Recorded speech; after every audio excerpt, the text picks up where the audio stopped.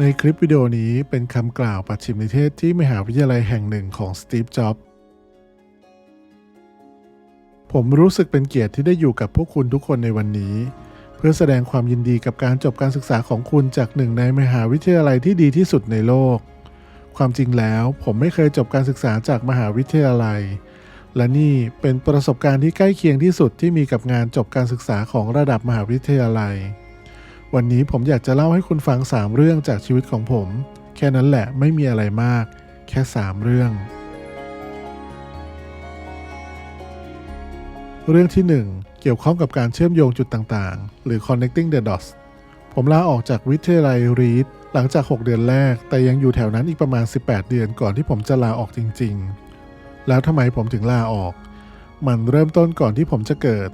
แม่แท้ๆของผมเป็นนักศึกษาระดับบัณฑิตศึกษาที่ยังไม่แต่งงานและเธอตัดสินใจให้คนอื่นรับเลี้ยงผมเธอรู้สึกอย่างแรงกล้าว่าผมควรถูกรับเลี้ยงโดยผู้ที่จบการศึกษาระดับมหาวิทยาลัยดังนั้นทุกอย่างจึงถูกเตรียมไว้ให้ผมได้รับอุปการะตั้งแต่เกิดโดยทนายความและภรรยาของเขาแต่พอผมเกิดมาพวกเขาตัดสินใจในนาทีสุดท้ายว่าพวกเขาอยากได้ลูกสาวจริงๆดังนั้นพ่อแม่ของผมซึ่งอยู่ในรายชื่อรอรับอุปการะเด็กจึงได้รับโทรศัพท์กลางดึกถามว่าเรามีเด็กทารกชายที่ไม่คาดคิดคุณต้องการเขาหรือเปล่าพวกเขาตอบว่าแน่นอนแม่แท้ๆของผมมาพบทีหลังว่าแม่บุญธรรมของผมไม่เคยจบมหาวิทยาลัยและพ่อบุญธรรมก็ไม่เคยจบแม้กระทั่งชั้นมัธยมศึกษาตอนปลายด้วยซ้ำเธอจึงปฏิเสธที่จะเซ็นเอกสารอุปการะขั้นสุดท้ายแต่ยอมอ่อนข้อเพียงไม่กี่เดือนต่อมาเมื่อพ่อแม่บุญธรรมของผมสัญญาว่าจะต้องได้เข้าเรียนมหาวิทยาลัยอย่างแน่นอนนี่เป็นจุดเริ่มต้นในชีวิตของผมและ17ปีต่อมาผมก็ได้เข้ามหาวิทยาลัยจริงๆแต่ผมเลือกมหาวิทยาลัยแบบไร้เดียงสาที่เกือบจะแพงพอๆกับสแตนฟอร์ดทำให้เงินเก็บทั้งชีวิตของพ่อแม่ชนชั้นแรงงานถูกใช้ไปกับค่าเล่าเรียนของผมเกือบทั้งหมดหลังผ่านไปได้6เดือนผมมองไม่เห็นคุณค่าของการเรียนต่อผมไม่รู้ว่าผมต้องทำอะไรกับชีวิตของผมและไม่รู้ว่ามหาวิทยาลัยจะช่วยให้ผมเข้าใจเรื่องนั้นได้อย่างไรผมใช้เงินที่พ่อแม่เก็บหอมรอมริบมาตลอดชีวิตที่นี่ผมจึงตัดสินใจลาออกและเชื่อว่าทุกอย่างจะต้องออกมาดีมันค่อนข้างน่ากลัวมากในตอนนั้นแต่เมื่อมองย้อนกลับไปมันเป็นหนึ่งในการตัดสินใจที่ดีที่สุดที่ผมเคยทำทันทีที่ผมลาออกผมสามารถหยุดเรียนวิชาบังคับที่ผมไม่สนใจจริงๆและเริ่มเข้าร่วมชั้นเรียนที่ดูน่าสนใจกว่ามากแต่มันก็ไม่ได้โรแมนติกหรือสมหวังได้ดั่งใจไปเสียทั้งหมดเพราะผมไม่มีห้องพักในหอพักดังนั้นผมจึงต้องนอนบนพื้นห้องของเพื่อนผมเก็บเอาขวดโค้กไปคืนเพื่อแลกเงินมัดจำ5 เซนต์เพื่อซื้ออาหารในแต่ละวันและผมจะต้องเดินเท้าไปถึง7 ไมล์ข้ามเมืองทุกคืนวันอาทิตย์เพื่อไปหาอาหารดีๆทาน1 มื้อต่อสัปดาห์ที่โบสถ์ผมชอบช่วงเวลานั้นนะและสิ่งที่ผมได้พบโดยการไล่ตามความอยากรู้อยากเห็นและสัญชาตญาณของตัวเองนั้นกลายเป็นสิ่งล้ำค่าในภายหลังผมขอยกตัวอย่างให้ฟังสัก1 เรื่องในตอนนั้นวิทยาลัยรีดถือว่ามีการสอนวิชาการประดิษฐ์ตัวอักษรหรือคาลิกราฟีที่ดีที่สุดในประเทศทุกโปสเตอร์ทุกป้ายชื่อบนลิ้นชักในมหาวิทยาลัยนั้นมีการเขียนอักษรอันวิจิตรอย่างสวยงามเนื่องจากผมลาออกแล้วและไม่ต้องเรียนวิชาบังคับผมจึงตัดสินใจโรงเรียนวิชาประดิษฐ์อักษรเพื่อเรียนรู้วิธีการทำมันขึ้นมาผมได้เรียนรู้เกี่ยวกับฟอนต์แบบสลีฟและแซนสลีฟเกี่ยวกับการปรับเปลี่ยนพื้นที่ระหว่างตัวอักษรต่างๆอะไรที่ทำให้การจัดวางตัวอักษรออกมายอดเยี่ยมมันสวยงามมีรากฐานทางประวัติศาสตร์และมีคุณค่าทางศิลปะในแบบที่วิทยาศาสตร์ไม่สามารถเก็บมาอธิบายได้และผมพบว่ามันน่าหลงใหลมากๆสิ่งที่ผมเรียนไม่ได้มีความหวังจะนำไปประยุกต์ใช้ได้จริงในชีวิตผมเลยแต่10 ปีต่อมาเมื่อเรากำลังออกแบบคอมพิวเตอร์ Macintosh เครื่องแรกความรู้ทั้งหมดนั้นก็ย้อนกลับมาหาผมและเราออกแบบทุกอย่างลงใน Macintosh จึงเป็นเครื่องคอมพิวเตอร์เครื่องแรกที่มีการจัดวางอักษรที่สวยงามถ้าผมไม่เคยลงเรียนวิชานั้นในมหาวิทยาลัย Mac ก็จะไม่มีฟอนต์หลายแบบหรือฟอนต์ที่มีการเว้นระยะห่างอย่างเหมาะสมและเนื่องจาก Windows ลอกเรียนแบบ Mac ไปจึงเป็นไปได้ว่าจะไม่มีคอมพิวเตอร์ส่วนบุคคลไหนเลยจะมีคุณสมบัติดังกล่าวถ้าผมไม่เคยลาออกผมคงไม่ได้เข้าเรียนวิชาประดิษฐ์ตัวอักษรและคอมพิวเตอร์ส่วนบุคคลก็คงไม่มีการจัดวางตัวอักษรที่ยอดเยี่ยมอย่างที่เป็นอยู่ในปัจจุบันแน่นอนว่าเป็นไปไม่ได้เลยที่จะเชื่อมโยงจุดต่างๆได้ล่วงหน้าตอนที่ผมยังอยู่ในมหาวิทยาลัย แต่มันชัดเจนมากเมื่อมองย้อนกลับไปใน10 ปีต่อมา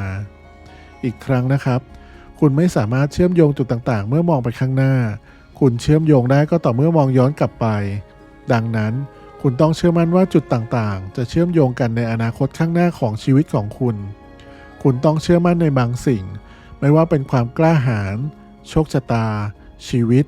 การกระทำของคุณหรืออะไรก็ตามเพราะความเชื่อว่าจุดต่างๆจะเชื่อมโยงในเส้นทางของคุณจะทำให้คุณมีความมั่นใจในการทำตามหัวใจของคุณแม้ว่ามันจะนำคุณไปสู่เส้นทางที่ไม่คุ้นเคยแต่นั่นเป็นสิ่งสำคัญที่ทำให้เกิดความแตกต่างขึ้นมาได้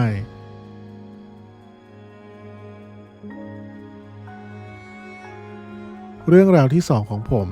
เป็นเรื่องเกี่ยวกับความรักและความสูญเสียผมโชคดีที่ผมพบสิ่งที่ผมรักตั้งแต่อายุยังน้อยและได้เริ่มต้น Apple ในโรงรถของพ่อแม่ตอนอายุ20 ปี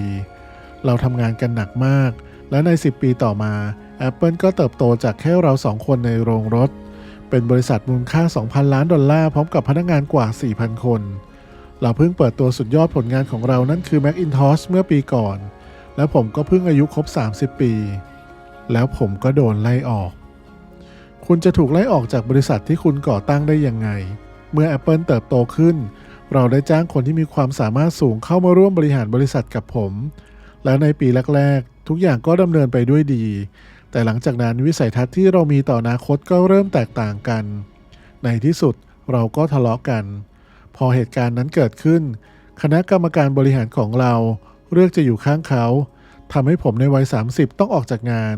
ทั้งที่เคยทุ่มเทชีวิตวัยผู้ใหญ่ทั้งหมดให้กับสิ่งนี้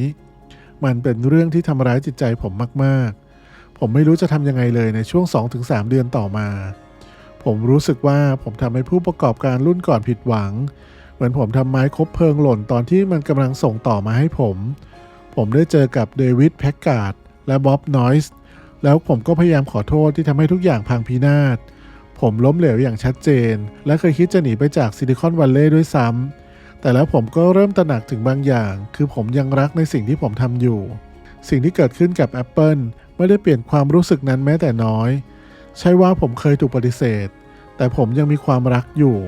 ดังนั้นผมเลยตัดสินใจเริ่มต้นใหม่ผมมองไม่เห็นทางในตอนนั้นหรอกแต่มันกลายเป็นว่าการโดนไล่ออกจาก Apple ก็เป็นอีกสิ่งหนึ่งที่ดีที่สุดที่เคยเกิดขึ้นกับผมเช่นกันภาระหนักของความสำเร็จถูกแทนที่ด้วยความเบาสบายของการเป็นมือใหม่ที่มีความมั่นใจน้อยกว่าเดิมมันทำให้ผมเป็นอิสระและเข้าสู่ช่วงที่มีความคิดสร้างสรรค์สูงสุดในชีวิตช่วงหนึ่งใน5 ปีต่อมาผมได้ก่อตั้งบริษัทชื่อ Next และอีกแห่งหนึ่งชื่อ Pixar และตกหลุมรักผู้หญิงที่น่าทึ่งคนหนึ่งซึ่งต่อมาได้เป็นภรรยาของผม Pixar ได้ผลิตภาพยนตร์แอนิเมชันเรื่องแรกของโลกนั่นคือ Toy Storyและตอนนี้ได้กลายเป็นสตูดิโอแอนิเมชันที่ประสบความสำเร็จที่สุดของโลกและเหตุการณ์ที่ไม่น่าเชื่อก็เกิดขึ้นเมื่อ Apple ซื้อบริษัท Next ผมเลยได้กลับไปที่ Apple อีกครั้งและเทคโนโลยีที่เราพัฒนาที่ Next ก็กลายเป็นแกนหลักที่ทำให้ Apple กลับมาเฟื่องฟูอีกครั้งผมกับลอรีนภรรยาของผมก็ได้สร้างครอบครัวที่ยอดเยี่ยมด้วยกันผมมั่นใจว่าสิ่งเหล่านี้คงไม่เกิดขึ้นถ้าผมไม่เคยถูกไล่ออกจาก Appleมันเป็นเหมือนยาที่รสชาติแย่มากแต่ผมว่าคนไข้ต้องการมันบางครั้งชีวิตก็โยนก้อนอิฐใส่หัวคุณแต่คุณอย่าหมดศรัทธาผมเชื่อว่าสิ่งเดียวที่ทำให้ผมเดินต่อไปได้คือความรักในสิ่งที่ผมทำคุณต้องหาสิ่งที่คุณรักให้เจอและนั่นก็ใช้ได้กับงานและคนรักเช่นกันงานของคุณจะกินเวลาส่วนใหญ่ของชีวิตและหนทางเดียวที่จะรู้สึกเติมเต็มอย่างแท้จริงก็คือการทำในสิ่งที่คุณเชื่อว่ามันยอดเยี่ยม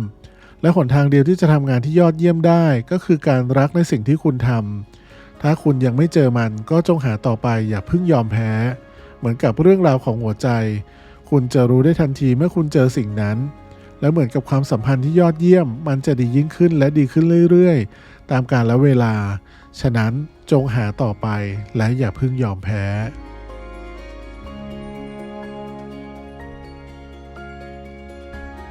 เรื่องราวที่3ของผมว่าด้วยความตายตอนผมอายุ17ผมได้อ่านคำคมที่ว่าถ้าคุณใช้ชีวิตแต่ละวันราวกับว่าวันเป็นวันสุดท้ายวันหนึ่งคุณจะพบว่ามันเป็นจริงที่สุดข้อความนี้ฝังใจผมมาตั้งแต่ต้นและตลอด33 ปีที่ผ่านมาผมส่องกระจกทุกเช้าและถามตัวเองว่าถ้าวันนี้เป็นวันสุดท้ายของชีวิต ผมจะอยากทำในสิ่งที่กำลังจะทำหรือไม่ และเมื่อใดที่คำตอบคือไม่ติดกันหลายวัน